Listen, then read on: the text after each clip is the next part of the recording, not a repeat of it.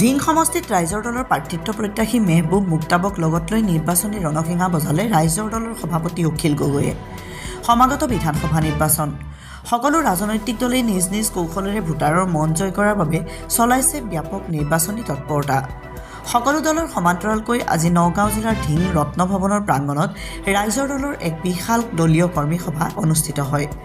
উক্ত সভাত ৰাইজৰ দলৰ সভাপতি তথা শিৱসাগৰ বিধানসভা সমষ্টিৰ বিধায়ক অখিল গগৈ উপস্থিত থাকি বিজেপি দল তথা মুখ্যমন্ত্ৰী হিমন্ত বিশ্ব শৰ্মাক কঠোৰ ভাষাৰে সমালোচনা কৰে। লগতে ৰাইজৰ দল চৰকাৰত আহিব পাৰিলে ৰাইজক বিভিন্ন সা সুবিধা প্ৰদান কৰিব বুলি প্ৰতিশ্ৰুতি দিয়ে। ইয়াৰ উপৰিও AIUDFক সাম্প্ৰদায়িক দল হিচাপে আখ্যা দিয়ে। নেতাগৰাকীয়ে AIUDF আৰু বিজেপি দুয়োটা সাম্প্ৰদায়িক দলৰ দুগৰাকী নেতাক অহা নিৰ্বাচনত ব্ৰহ্মপুত্ৰত উটাই দিয়াৰ বাবে ৰাইজক আহ্বান জনায়। আজি অনুষ্ঠিত হোৱা এই কৰ্মী সভাত ৰাইজৰ দলৰ কৰ্মীৰ লগতে ধিং সমষ্টিৰ প্ৰায় কেইবা সহস্ৰাধিক ভোটাৰ ৰাইজ উপস্থিত থাকে। ধিঙৰ পৰা ৰফিকুল ইছলামৰ ৰিপৰ্ট, পটদ্ৰৱা লাইভ।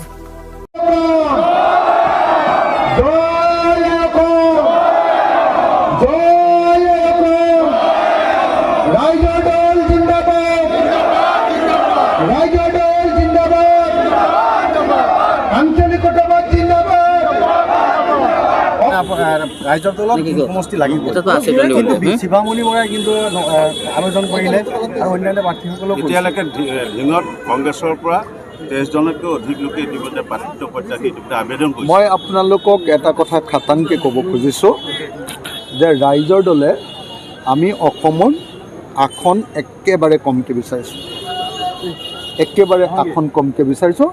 মই সংখ্যাটো আজিৰ দিনটোত কৈ দিব খোজা নাই এইকাৰণে যে আমাৰ আলোচনা চলি আছে, কিন্তু নহ'লেতো মই আপোনালোকক সংখ্যাটোৱে কৈ দিলোঁহেঁতেন। ইমান কমকৈ বিচাৰিছোঁ আৰু তাৰ পাছত আমি যিকেইটা সমষ্টি বিচাৰিছোঁ সেইকেইটা সমষ্টি যদি আমাক নিদিয়ে তেতিয়াহ'লে আমাৰ কোনো উপায় নাথাকিব।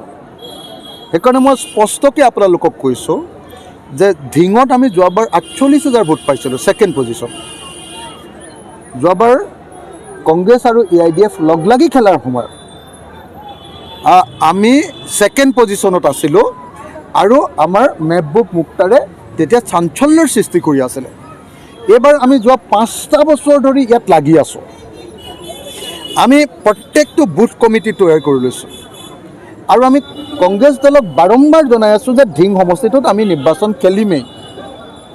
মেহবুব মুক্তাৰে আমাৰ ধিং সমষ্টিটোত নিৰ্বাচন খেলিব, এই কথাটো সকলোৱে জানে। গতিকে মই আহ্বান জনাম যে কংগ্ৰেছ দলে ধিং সমষ্টিটো স্বপ্ৰণোদিতভাৱে আমাৰ দলক এৰি দিব, আৰু এৰি যদি নিদিয়ে তেতিয়াহ'লে আমি কম্প্ৰমাইজ কৰিব নোৱাৰোঁ। আমাৰ কাৰণে এইটো এটা আনকম্প্ৰমাইজিং চিট হয়।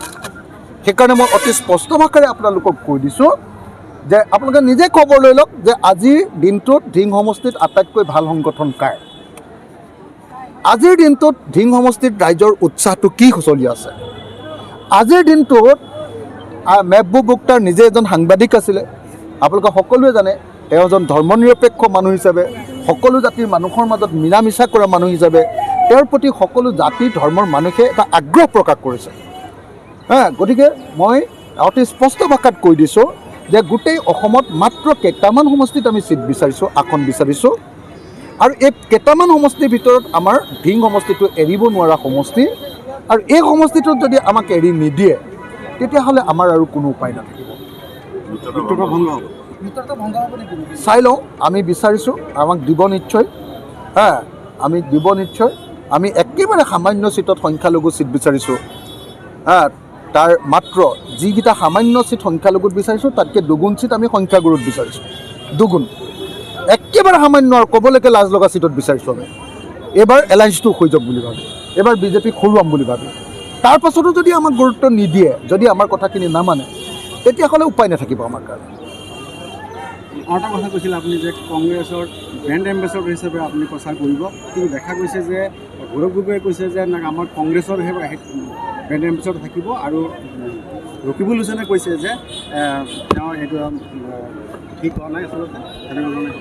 নহয়, মানে কালি মোক সাংবাদিকবিলাকে সুধি আছিলে যে আপুনি কংগ্ৰেছৰ হৈ প্ৰচাৰ চলাব নে কংগ্ৰেছৰ লগত সংঘাত হ'ব, কংগ্ৰেছৰ লগত থাকিবনে নাই। মই বোলো কেলৈ আপোনালোকে এইবিলাক সুধি থাকে, আমাৰ এলায়েন্স হ'বই। আৰু মই নিজে কংগ্ৰেছৰ হৈ মই কৈছিলোঁ ষ্টাৰ কেম্পেইনাৰ হ'ম, ব্ৰেণ্ড এম্বেচাডৰ হ'ম।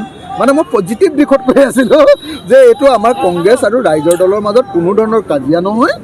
আমি কংগ্ৰেছে আমাৰ কাৰণে প্ৰচাৰ চলাব, আমি কংগ্ৰেছৰ কাৰণে প্ৰচাৰ চলাম। মই কৈছিলোঁ যে গৌৰৱ গগৈ আমাৰ ব্ৰেণ্ড এম্বেচাডৰ হ'ব, মই কংগ্ৰেছৰ ব্ৰেণ্ড এম্বেচাডৰ হ'ম।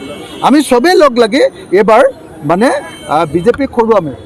এই অৰ্থত মই কথাটো কৈছিলোঁ, যদি এই কথাটোতো যদি কোনোবাই ভুল দেখুৱাবলৈ বিচাৰে তেতিয়াহ'লে আৰু সেইটো তেওঁলোকৰ কথা।